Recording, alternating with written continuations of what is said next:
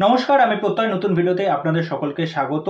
তা পুজো তো দোরগোড়ায় এসেই গেল। তা ৮ই অক্টোবর মানে হচ্ছে ষষ্ঠীর দিন মুক্তি পেতে চলেছে বাংলার ৩ খানা বড়, বড় ছবি। তা আমি যদি সিরিয়াল ওয়াইজ ভাগ করি, ১ম হচ্ছে শাস্ত্রী, তারপর হচ্ছে বহুরূপী, তারপর হচ্ছে টেক্কা। কোন সিনেমাটার হাইপ সবচেয়ে বেশি, কোন সিনেমাটা আপনারা আগে সিনেমা হলে দেখতে যাবেন সেটা আমাকে কমেন্ট করে জানাবেন।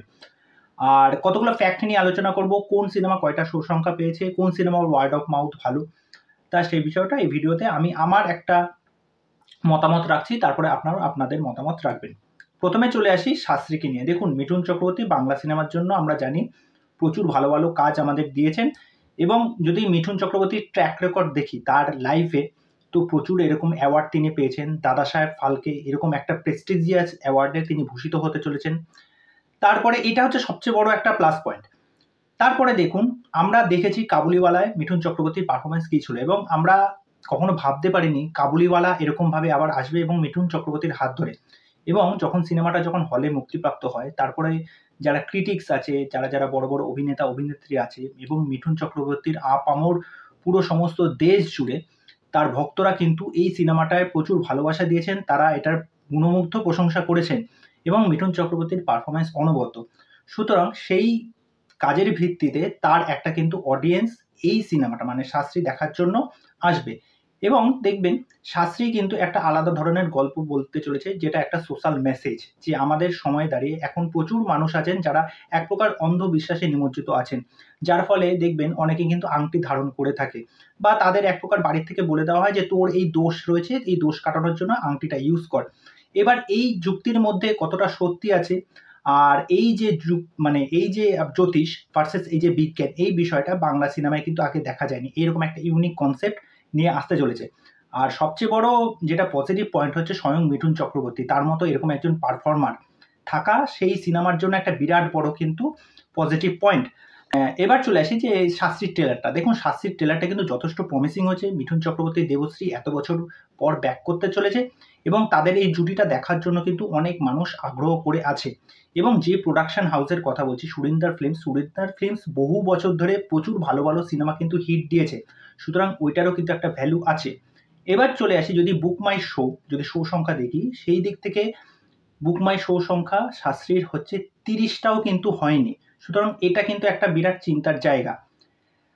তা দেখা যাক এই সিনেমার কাজ কিরকম হয়, গল্পটা কিরকম হয়। যদি গল্পের বাঁধন যদি খুব দারুণ হয়, মিঠুন চক্রবর্তীর পারফরমেন্স নিয়ে কোনো কথা আমি বলছি না, তিনি অনবদ্যই করবেন। যদি গল্পটা এবং ওয়ার্ড অফ মাউথ যদি এই সিনেমার খুব ভালো হয়, তবে কিন্তু এটা একটা ব্যাপক বক্স অফিস এনে দিতে পারবে। এবং মিঠুন চক্রবর্তী তার ইন্টারভিউতে বলেছেন যে কে কত ভালো অ্যাক্টিং করছে, কি করছে, এটা কিন্তু মানে পাবলিক অতটা দেখেই না। মানে যেই সিনেমা বক্স অফিসে একটা ব্যাপক নাম্বার এনে দিতে পারবে, সেই সিনেমা সফল। তা দেখা যাক, আমরা তো প্রত্যেক যারা অভিনেতা অভিনেত্রী আছে তাদের পারফরমেন্স দেখার জন্যই তো আমরা সিনেমাটা দেখতে যাই।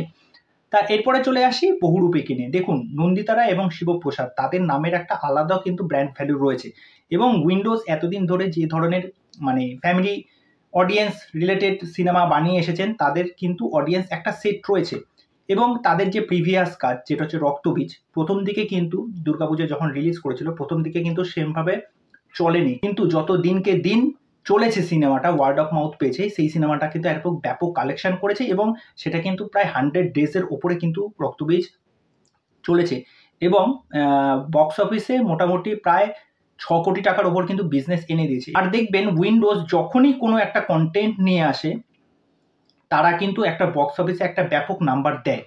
সুতরাং এই যে নন্দিতা রয় শিবপ্রসাদ, তাদের যে উইন্ডোজ এই যে প্রোডাকশন হাউসটা, এটার একটা আলাদা মাহাত্ম্য আছে। তারপরে শিবপ্রসাদের মতো একজন পারফর্মার, আমরা জানি শিবপ্রসাদ যে সমস্ত সিনেমায় কাজ করতেন, সেটা হামি হোক, কণ্ঠ হোক, মানে তিনি একদম থিয়েটারের লোক।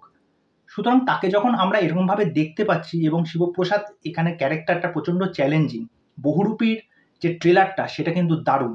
আবির একজন দুর্দান্ত পারফর্মার। তারপরে রয়েছে কৌশানী, একটা আলাদা ইউএসপি রয়েছে কিন্তু কৌশানীর মধ্যে।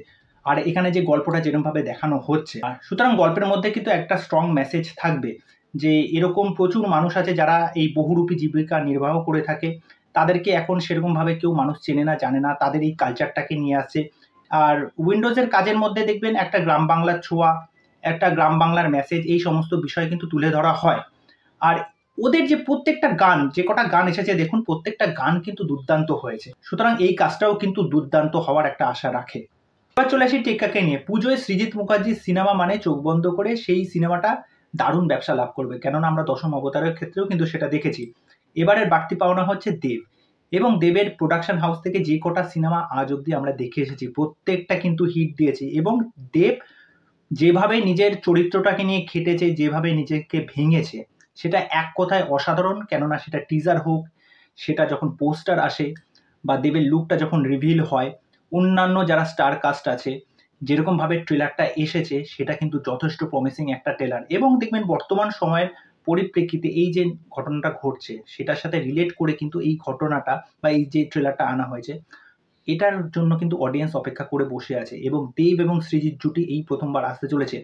আর প্রত্যেকটা ইন্টারভিউতে সৃজিত মুখার্জি এটা কিন্তু জোর গলায় বলেছেন, আপনারা যেভাবে দেবকে দেখে এসেছেন এখানে একটা আলাদা দেবকে আপনারা দেখতে পাবেন।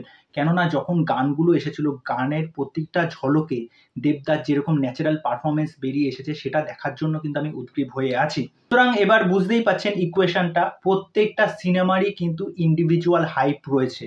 কেউ শাস্ত্রী দেখতে যাবে, কেউ টেক্কা দেখতে যাবে, কেউ বহুরূপী দেখতে যাবে, কেউ আবার 3টে সিনেমাই একই দিনে হয়তো দেখতে যাবে, বা একদিন পর পর হয়তো যাবে। আমি আপনাদেরকে বলবো আপনারা প্রত্যেকটা সিনেমাই দেখুন, প্রত্যেকটাই এবছরের বাংলা সিনেমার দুর্দান্ত দুর্দান্ত সিনেমা। এবং 3টে সিনেমার মধ্যে একটা সিমিলারিটি আছে, যে প্রত্যেকটা সিনেমার গল্প কিন্তু আলাদা এবং একটা সোশ্যাল মেসেজ দিচ্ছে কিন্তু প্রত্যেকটা সিনেমাই। আর শেষ যে কথাটা বলবো, বুক মাই শোতে আপনাদেরকে বললাম শাস্ত্রীর শো সংখ্যা পেয়েছে প্রায় 30টারও কম পেয়েছে। ওই দিক থেকে যদি দেখা যায় বহুরূপী কিন্তু শো সংখ্যা পেয়েছে প্রায় 90টার উপরে, 96টা কি 93টার মতো পেয়েছে।